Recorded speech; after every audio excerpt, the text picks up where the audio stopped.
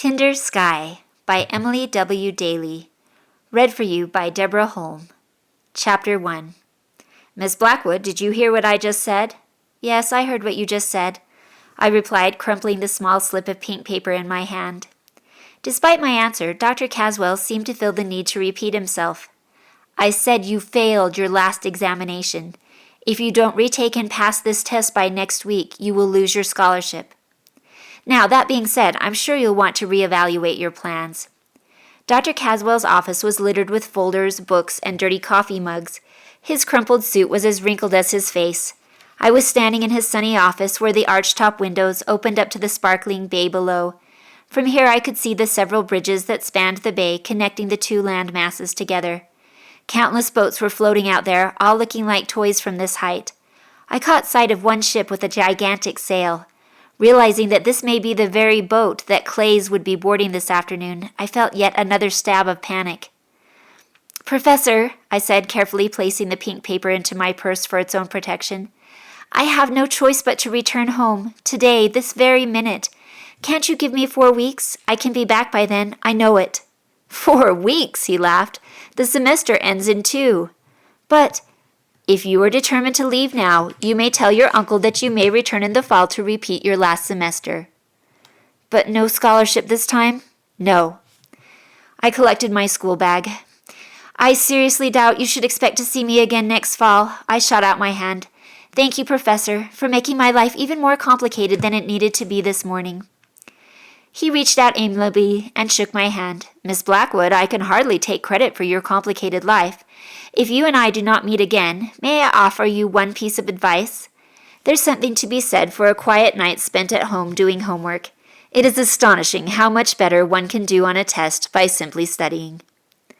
I didn't bother answering, but as I left Dr. Caswell and his smug smile, I may have inadvertently slammed the door behind me. Sitting outside the door beside the secretary's desk was poor old Gerard. He was in the middle of another coughing fit, but when the door banged, he froze with his handkerchief at his lips, his watery blue eyes staring at me. He began to speak, but was cut short with another violent spasm of coughing. Gerard, why are you here? I told you to wait for me in the lobby downstairs. Dr. Caswell's secretary looked up from her computer. I offered him cough drops, but he wouldn't take them. She leaned close and whispered, as if Gerard couldn't hear her. He's from the East, isn't he? I bit my tongue on something sarcastic. Gerard was old, but he wasn't deaf. I turned back to him and asked, Why didn't you wait downstairs? Gerard, in his ill-fitting western tweed suit that was decades old, reeked of horehound candy.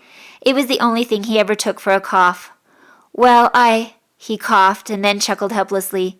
Some nice young woman told me I'd be much more comfortable up here. She was right, too, you know. Much nicer chairs. She was even so kind as to help me operate the, conveyor. Is that the right word? Elevator, I corrected. Ah, yes, wonderful inventions. Have you worked things out with the school? Everything is fine, I assured him. I have absolutely nothing to worry about. His face relaxed. That made me feel slightly better, but only slightly. Gerard was still about to lose his job if we didn't move fast, and that was my fault. The least I could do was to lie to him about my own petty problems.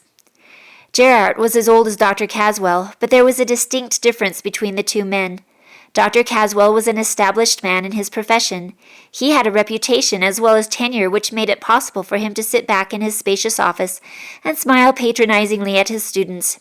Gerard, on the other hand, had nothing but the faint hope that he and his wife could live out their remaining years on the mercy of my Uncle William. Everything Gerard owned, from the suit on his back to the tiny cottage he lived in, all belonged to his employer. Until yesterday, his standing as an employee at Brindlelock, the Blackwood estate, was still safe. This morning, however, he knew his days of grace were numbered. Gerard dabbed his mouth and asked me, Should we be on our way then? One more stop, I said, as we stepped into the hallway, and then I'll get you to the docks. I'm afraid young Clays is long gone by now. It doesn't matter, I said firmly. I have a plan. I don't think there's anything anyone can do to help me now, not even you, Miss Blackwood. I didn't argue with him. I was too preoccupied with the fact that I was going to have to take the elevator down to the lobby. Normally I never take elevators, but there was no way I could ask Gerard, sick as he was, to take the stairs. We reached the end of the corridor, and I stood there, staring at the button on the wall, taking deep breaths.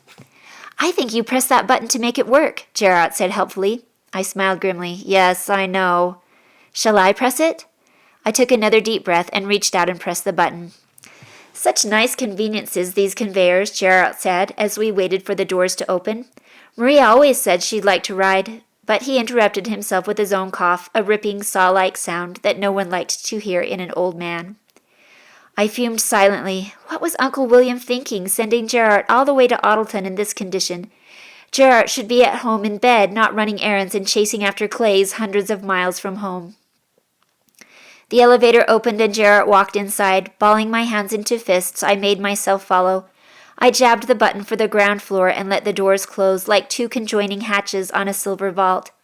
At once the air around me turned thin and my chest grew tight. But it was all right, because I have a strategy that I use whenever this particular calamity occurs. I hum.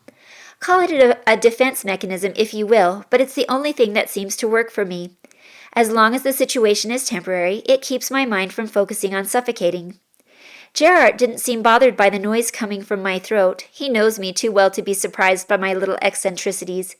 He was downstairs in the kitchen on the day that I was born, and except for my time out west at school, he has never been very far since then.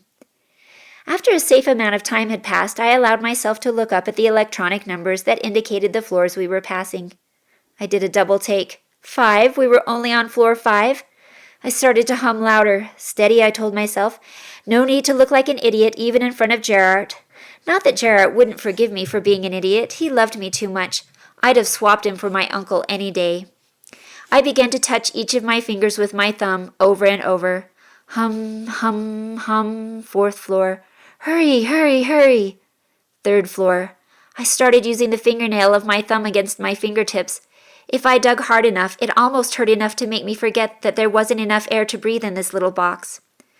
Okay, don't hum too loud. 2nd floor. Almost there. My whole body was tense now, every muscle hardened against the angst. But it was no use. I was on the verge of kicking the door out of sheer frustration. Why is this infernal thing being so slow? 1st floor. At last! Open the door. Why isn't the door opening? Something's wrong. We're trapped. We're going to... The doors opened. I jumped out of the elevator into the spacious, air-rich lobby and hurried to the very middle of the room to take several deep breaths. Oh, how I loved air. Even the slightly tainted air of Audleton. I loved every breath that flooded my body with sweet oxygen. I turned and found Gerard waiting behind me, fiddling with his little burlap bag of horehound. Speaking quite like a normal person, I said, I told Marissa to pick me up on the curb. I'm sure she won't mind if you come with us. That's very kind of her, he said, placing a piece of candy in his mouth. The Eastons always were a good family. But when we got outside, Marissa was not at the curb. I sighed in frustration, muttering something under my breath, and pulled out my phone to call her. Fortunately, she answered quickly. Marissa, where are you? I thought we were meeting in front of the building. I'm right here, for pity's sake. Where? To your left? I looked. She groaned. To your other left. I turned, and sure enough, there she was. In fact, now that I saw her car, it was a wonder I hadn't seen it before. I had done everything I could think of to convince her not to buy pink, but once Marissa had seen the car, there was no changing her mind. The sight of it now made me cringe, but of course this was Audleton, and in Audleton one could almost get away with a pink car. Almost.